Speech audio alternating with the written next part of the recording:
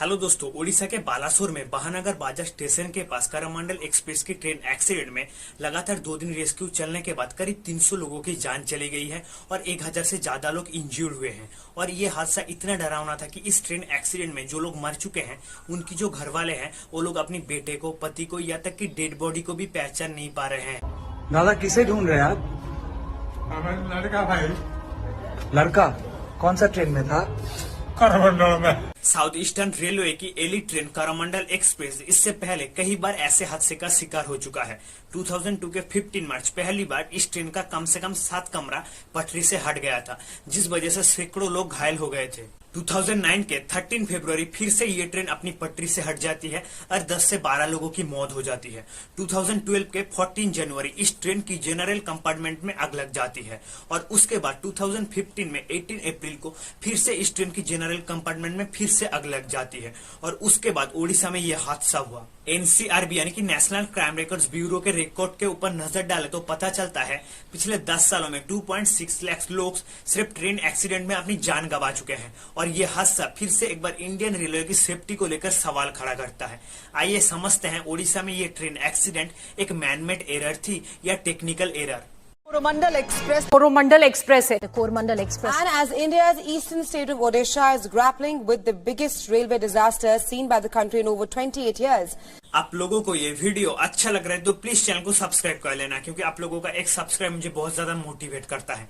अपनी टॉपिक पे वापस आते हैं। इस तस्वीर को गौर से देखिए। आप लोगों को दिखाई देगा इस रेलवे ट्रैक की दोनों तरफ लूप लाइन्स है और एक तरफ अप लाइन्स जो कि चेन्नई की तरफ जाती है और दूसरी तरफ डाउन लाइन्स जो कि हावड़ा की तरफ जाती है। और इस लूप लाइन का इस्तेमाल तभी किया जाता है जब कोई ट्रेन जल्दी में होता है, लेकिन उस ट्रैक पर और एक ट्रेन भी है, तभी लूप लाइन का इस्तेमाल करके दोनों ट्रेन एक दूसरे को क्रॉस कर सकती है। 2 जून को शालीमार से चेन्नई जाने वाली करमंडल एक्सप्रेस, जिसका स्पीड था 127 किलोमीटर पर आवर, बालासोर से अपनी टाइम पर निकल चुका था, लेकिन महानगर बाजार स्टेशन से कुछ दूर एक गुड्स ट्रेन लूप लाइन्स पर खड़ा था। लेकिन हुआ ये, शालीमार से आ रही करमंडल एक्सप्रेस का सिग्नल सीधा था, यानी कि करमंडल एक्सप्रेस को सीधा जाना था।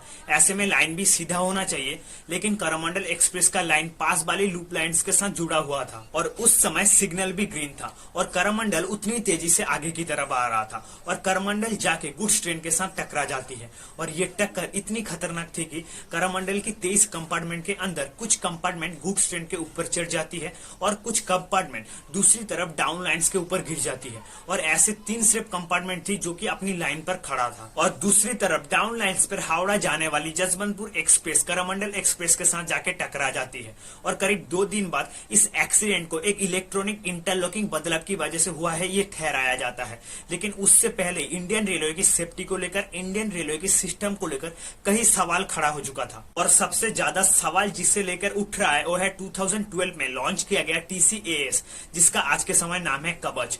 पिछले साल 4 मार्च को रेलवे मिनिस्टर अश्विनी वैष्णव ने बड़ी धूमधाम से एंटी एक्सीडेंट कवच सिस्टम का ऐलान किया था। ये कवच इतना एडवांस सिक्योरिटी सिस्टम है, ये अपने से दूर 10 किलोमीटर के अंदर कोई भी ऑप्टिकल्स को आइडेंटिफाई कर लेती है और ट्रेन की स्पीड को 30 किलोमीटर पर आवर पे ले आती है, ताकि ट्रेन को आसानी से रोका जाए। और अश्विनी वैष्णव जी ने खुद ये टेस्ट भी किया है। लेकिन यहाँ पे भी एक सवाल उठता है, इस एडवांस सिक्योरिटी सिस्टम को किस तरह से इम्प्लीमेंट किया गया है।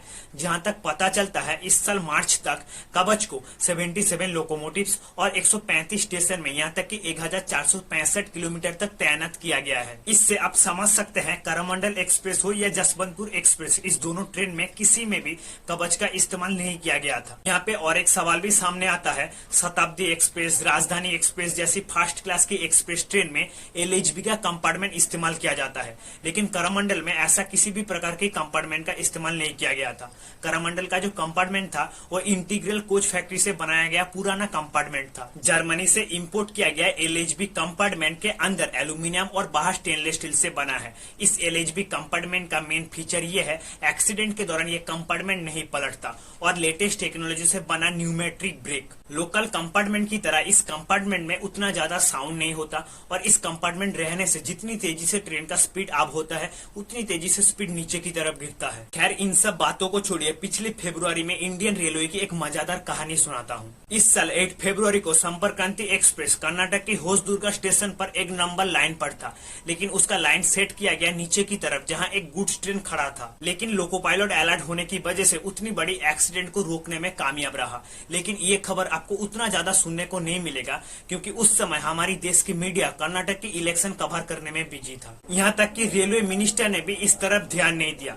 जहाँ देश में एक के बाद एक वंदे भारत एक्सप्रेस को लॉन्च किया जा रहा है और दूसरी तरफ हमारी देश की रेलवे ट्रैक को सिग्नल के ऊपर ध्यान नहीं दिया जा रहा है, जिसका नतीजा आज देश के लोगों को अपनी जान की बदले में देना पड़ा।